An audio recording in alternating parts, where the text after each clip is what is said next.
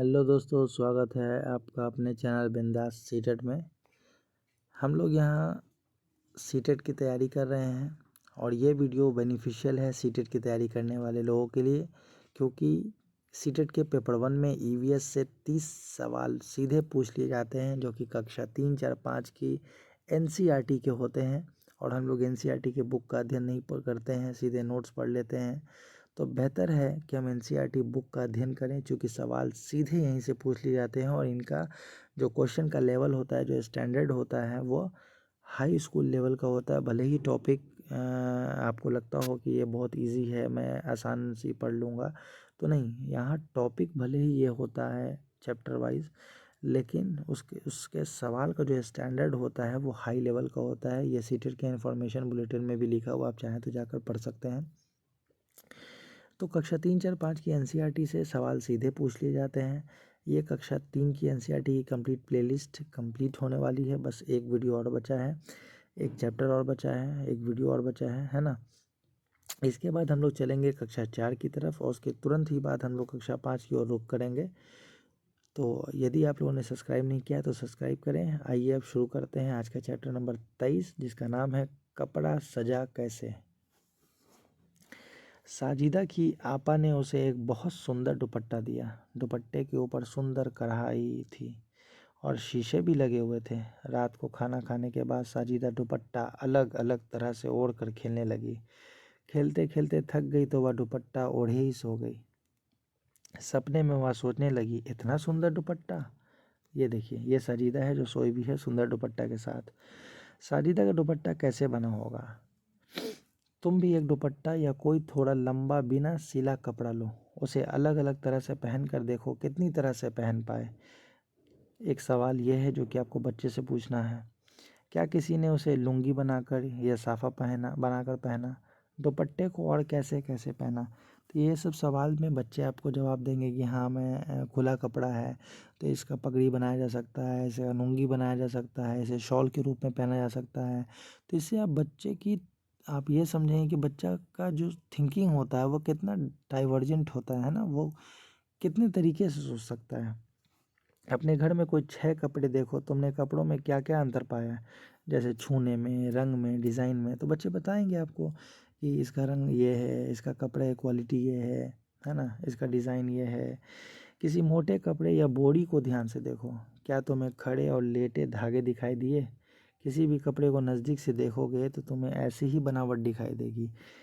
बच्चों को यहाँ कपड़े की थोड़ी सी समझ देनी है कि जो भी कपड़ा होता है वह लेटे और खड़े धागे, यानी कि जो भी कपड़ा होता है वह हमेशा इसी तरह से बना हुआ होता है ना। अगर जैसे बोरा होता है, मोटा बोरा, तो उसमें ऐसे सिलाई धागे आपको आसानी से दिख जाएंगे। लेकिन जो जो बारीक पतले कपड़े होते हैं वो पता नहीं चलता, लेकिन अगर आप उन्हें भी गौर से देखें तो वह कपड़े भी इसी प्रकार से तैयार किए जाते हैं, है ना, इस तरीके से। वो बहुत बारीक बंधे होते हैं, इसीलिए हमें पता नहीं चलते। ठीक है, तो कपड़े की बनावट यही होती है। आगे है, तुम भी इसी तरह कागज़ की पट्टियों को बुनकर देखो। देखिए, है ना, एक एक एक लेटा हुआ पट्टी, एक खड़ा पट्टी, इन दोनों को यहाँ बिन दिया गया तो कपड़ा तैयार। 2 अलग अलग रंग के कागज़ लो, एक कागज़ पर खड़ी लकीरें खींचो और दूसरे पर लेटी। दोनों कागज़ों पर खींची गई लकीरों को काटो, ध्यान रहे पट्टियाँ अलग ना हो जाएं। दोनों कागज़ों को एक दूसरे के ऊपर रखकर 2 किनारे जिन्हें चित्र में रंग दिखाया गया आपस में जोड़ दें। अब कटी हुई पट्टियों को एक दूसरे के साथ बुनकर मैट बनाओ। मैट मतलब चटाई बनाओ।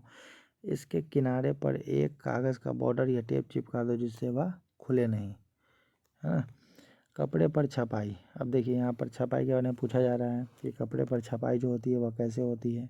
बेसिकली ये छपाई जो है ये भिंडी है, और भिंडी को हम लोग काटते हैं जो सब्ज़ी, और उसी से रंग में डुबो करके ये चिपका कर बनाया गया है। तुमने पौधों की पड़ी पाठ में कपड़ों पर बने फूल पत्तियों के डिज़ाइन देखे। कटी हुई सब्जियों की मदद से तुम भी कुछ डिज़ाइन बनाओ। गोभी के फूल या भिंडी को बीज से काटो, उन पर नीले रंग लगाकर कागज़ या कपड़े पर ठप्पे लगाकर अपनी पसंद के डिज़ाइन बनाओ। ये वही डिज़ाइन बनाया गया है। बच्चों द्वारा कागज़ की बुनाई और कपड़े पर छपाई करना हमारी पारंपरिक कला को बढ़ावा देगा। इससे बच्चों को अपनी कला दिखाने का भी मौका मिलेगा। तो जब हम बच्चे से इस तरह के कार्य कराएंगे तो क्या होगा, बच्चे छपाई के बारे में जानेंगे और ये जानेंगे कि हमारी पारंपरिक कला क्या थी, हमारी संस्कृति क्या थी, है ना। पुराने लोग इसी तरह से कपड़ों पर छपाई करते थे और वह क्या करेंगे, उनमें जो क्रिएटिविटी है, उनमें जो रचनात्मकता है ना, वह भी आपको, जब आप उन्हें यह गतिविधि करने के लिए देंगे तो वो आपको अपनी गतिविधियों में नए नए कुछ रंग, नए नए कुछ क्राफ्ट या नए नए कुछ भी गुण आपको दिखाएंगे, है ना। वो कुछ स्पेशल करेंगे आपके लिए, वो कुछ ऐसा बना के दिखाएंगे जो आपको लगे कि ये मैं नहीं जानता था। तो हर बच्चा अपने आप में स्पेशल है और वो कुछ ना कुछ स्पेशल आपको करके दिखाएगा और वो अपनी रचनात्मकता को कॉपियों पर, कागज़ पर, रंगों में, इस तरह के क्राफ्ट्स में उभारेगा, है ना। तो उन्हें गतिविधि कराती रहनी है, क्योंकि बच्चे गतिविधि में ज़्यादा सीखते हैं। तो यहाँ पर ये चैप्टर छोटा था तो हो गया समाप्त। मिलते हैं अगले चैप्टर में, जो कि कक्षा 3 की एनसीईआरटी का अंतिम चैप्टर होगा, चैप्टर नंबर 24। तब तक के लिए बने रहिए बिंदास सीटेट के साथ। थैंक यू, नमस्कार, धन्यवाद। लाइक करें, शेयर करें एंड सब्सक्राइब करना बिल्कुल ना भूलें।